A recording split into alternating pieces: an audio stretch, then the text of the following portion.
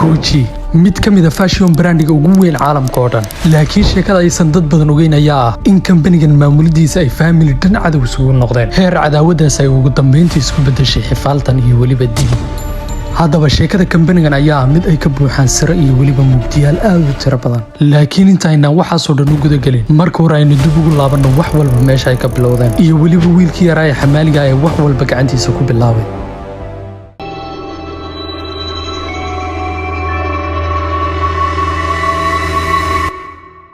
Gucci waxa uu ku dhashay sidoo kalena uu ku soo barbaaray magaalada Firenze ee dalka Talyaaniga taariikhdu markay ku beegnayd 1881 laakiin markuu gaaray da'da 18 waxa uu ka soo tagay dalkiisa Ooyo si uu naftiisa meel uga soo saaro asaguna yimaado magaalada London halkaas uu ka shaqo bilaabay mid ka mid ah hoteelada ugu caansanaa waqtigaas hoteelkaas oo lagu magacaabayay Savoy haddaba Gucci waxa uu ka mid noqday mid ka mid ah shaqaalayaasha u qaada alaabta dadka imaanaya hoteelkan sidoo kale hoteelkan ayaa ahaa mid iskugu yimaadaan dhammaan dadka maalqabeennada iyo sidoo kale dadka magaca lehba waxay ahaataba mid uu Gucci ku baraarugay ka shaqaynta uu meeshan ka shaqaynaya ayaa ahayd in dadka maalqabeennada sidoo kalena imaanaya hoteelkan ay mar walba wataan boorsooyin iyo agab gacan ku samaysa kuwaas oo weliba aad qaali u ah sidoo kalena ka nashqad duwan nashqadaha ay dadka kala qaataan ayagoona markaas iskaga soocaya dadka kale sidoo kalena ku muujinaya lacagtooda haddaba waa meesha uu Gucci fikrad ka dhaxlay fikradaas oo ay samaynta agabka dadka maalqabeennada sida boorsooyinka iyo wixii la mid ah agabkaas oo si qaas u samayn doono sidoo kalena uu ka iibin doono dadka maalqabeennada waxay ahaataba arrintan ma aysan ahayn mid sahlan oo waxay u baahneen dhaqaale iyo weliba xirfad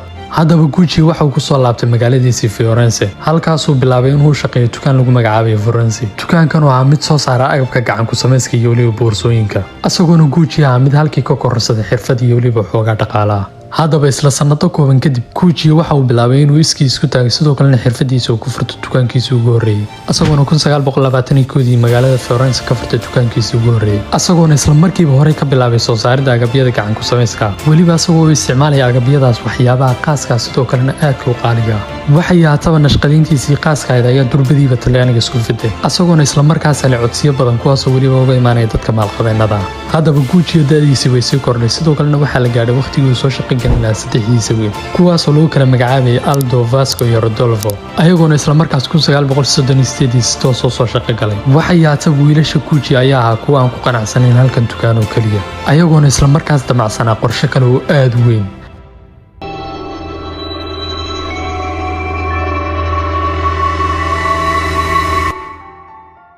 haddaba wiilashan Gucci ayaa ahaa kuwa gebi ahaanba isku raacsanaa in la fidiyo dukaankooda sidoo kalena la furo qaybo kale iyo weliba baraanjiyo kale waxay ahaataba Gucci ayaa ahaa midaan ku qanacsanayn fikradda wiilashiisa laakiin ugu dambeyntii wiilkii weynaa oo lagu magacaabay Aldo ayaa ahaa mid ku qanciyay aabihii asagoona ka dhaadhiciyay in fidinta kambanigooda ay guul weyn u soo xareyn karto waxay ahaataba 1937 sano kadib bilowgii kambanigan waxay awood buuxda u yeesheen inay furtaan baraanjiyo kale baraanjiyadaas uu Aldo ahaa mid ka furay magaalooyinka Rome iyo weliba Milan haddaba Aldo iyo walaalihii ayaa kuwa xooga saaray fidinta kambanigooda Gucci ayagoona isla markaas ku fidiyay magaalooyin badan sidoo kalena produktyadoodii kor u sii qaaday ayagoona markoodii ugu horeeyay u talaabay dhanka iyo Mareykanka si ay uga furtaan dukaankoodii ugu horeeyay kaas oo ay weliba ka fureen magaalada New York laakiin isla 15 maalin kadib furitaanka dukaankoodaas waxaa halkaas ku geeriyooday aasaasihii kambanigan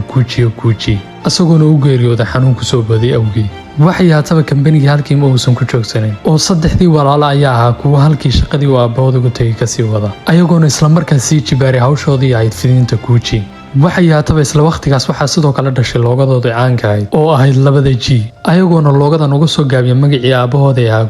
Gucci sidoo kale dukaankoodii Mareykanka ayaa noqday mid Gucci hawada sare sii geliyay asagoona dukaanka noqday meesha kaliya ay wax ka gataan dhammaan dadka Hollywoodka iyo weliba dadka lacagta leh haddaba fidintii intaasoo kaliya ma aysan ku ekaanin ayagoona 1970 goobo kale ka furtay magaalooyinka Tokyo iyo weliba Hong Kong sidoo kale isla waqtiyada saddexdii walaalo mid ka mid oo lagu magacaabay Vasco ayaa halkii ku geeriyooday maadaama uusan iyaa laga tagay sheerkiisii waxaa halkii ku qaatay labadiisii walaalo ayagoona midkiiba uu maamulo 50% oo ka mid ah sidii caadada ahaydna labadii walaalo ayaa kuwa halkii ka sii wada shaqadoodii ayagoona xooga sii saaraysay fidinta kambanigooda sidoo kale soo kordhinta agabyo kale laakiin waqtigaas dahabiga ama uusan noqonin mid sii socda haddaba saaxiib yeelinta inaan u gudagelin chapterka xiga waxaan wataa codsi yar oo inaad nagu soo birto sidoo kalena channelka subscribe saarato waan ogahay dadka badan way hilmaamaan sidaas darteed waxaan rajaynayaa inaadan adiguna hilmaamin si aan u sii wada soconno mahadsanid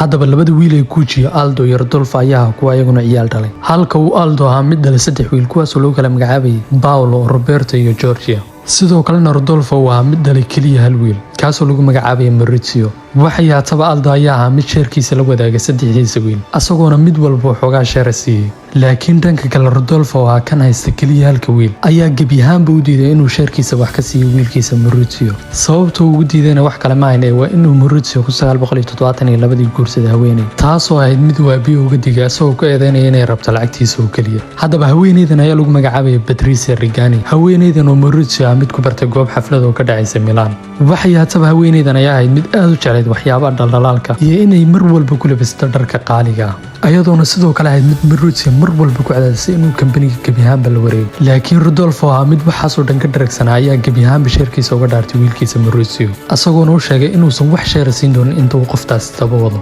waxay haataba waqti dheer kama soo wareegin oo waxaa halkii ku dhintay Rodolfo Gucci maadaama uuna wax ciyaal oo kala haysanin waxaa qasab noqotay in sheerkiisa siduu u dhanna lagu wareejiyo Maurizio asagoona Maurizio mid halkii si nadiif ah ku qaatay 50% oo kambaniga kamid ah asagoona halkii ku noqday shakhsiga ugu muhiimsan kambaniga Gucci waxay haataba jilkan saddexaad ayaa kuwaan isku duubnayn sida kuwii hore oo kale ayagoona mid walba ahaa mid kambaniga la damacsan qorshe kale waxay haataba maadaama Maurizio gacanta koobaad ee kambanigan asaga ayaa ahaa midka inta badan kambanigan go'aan ka gaadha sidoo kale shaqooyinkii xusida midnaa Maurizio kambanigan ka qabtay ayaa in uu kambaniga ku soo celiyay gacanta familka asagoona ahaa mid u sameeyay laysan maadaama ay jireen shirkado kale kuwaas oo si sharci darro ku qaatay magaca Gucci dhanka kale Maurizio in adeerkii Paolo ayaa ahaa mid dhankiisa dagaalka uga wada familka asagoona ahaa mid aan ku qanacsanayn sheerka uu aabihii Aldo ka siiyay kambanigan sheerkan oo ahaa mid uusan ku maamuli karin kambaniga midan oo kaliftay inuu xitaa aabihii dacwad ku soo ogo dacwadan oo sababsatay in Aldo xabsi dheer loo diro sidoo kale Paolo ayaa ahaa mid damacsanaa inuu kambanigiisa gooniya samaysto asagoona weliba adeegsanaya magaca familka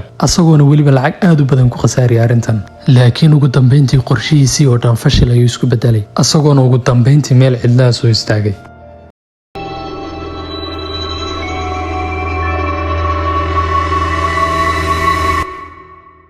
haddaba dagaalkii familka ayaa ahaa mid marba mar kasii dambeysay kordhayay waxay haataba Maurizio midan uu u dulqaadan waayay asagoona isla markaas go'aan ku gaadhay inuu familka gebi ahaanba dhinac uga leexiyo kambaniga Gucci haddaba maadaama uu kala badh haysta Gucci waxaa u sahlaneyd inuu dhinac iskaga leexiyo ilmaadeeradii iyo dhammaan familka oo dhan asagoona ku qanciyay inay shaararkooda iska iibiyaan sidoo kalena ay ka iibiyaan kambani lagu magacaabay Investico sidii ayaana dhacday asagoona kambaniga Investico halkii ku yeeshay 50% oo kamid ah kambaniga Gucci halka 50kii kalena uu ahaa Maurizio mid weli sii haysta waxay haataba maamulkii kambaniga waxaa sidoo kale gacanta laga saaray Maurizio asagoona loo ogolaaday inuu weli kambaniga sii hago sidoo kalena uu go'aanada ugu waaweyn ka gaadho waxay haataba wax walba si wanaagsan ayay u socdeen horaantii ilaa uu ugu dambeyntii Maurizio hal mar dhanka kale isku gadiyay asagoona isla markaas productyadu kambanigu soo saaray qaybo badan hawada ka saaray sidoo kalena uu xitaa loogadii uu kambanigu ku soo caanbixiyay labada ji ahayd meesha ka saaray waxay haataba isbedeladii cusbaa Maurizio waxay kalifeen inuu kambanigii Gucci khasaaro dhexda u galo asagoona kambanigii noqday mid sanadkii khasaaro 30 milyan iyo ka badan waxay haataba qorshayaashii Maurizio kambaniga la damacsanaa waxay noqdeen kuwo shaqeyn waayay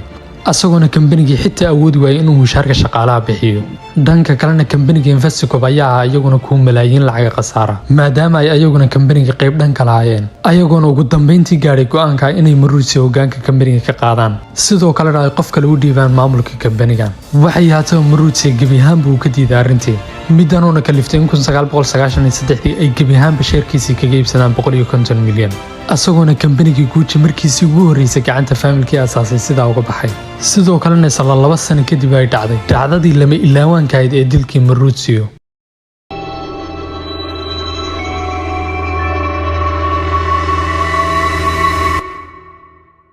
haddaba waxay sanado badan dagaal iyo buuq ku jiraan Maurizio iyo xaaskiisii Patrizia ugu dambeyntii 1994 waxay go'aan ku gaadheen inay kala tagaan laakiin Patrizia sidaas ma aysan uga dabaarin Maurizio ayadoona ahayd mid mar walba hanjabaad iyo cay u soo dirta Maurizio waxay haataba Maurizio waxaas oo dhadhagma uusan u dhigi jirin asagoona halkii gabadh kale xiriir kula yeeshay sidoo kalena noloshiisa hore u sii watay laakiin isla hal sano kadib furitaankii taariikhdu markay ku beegnay 1995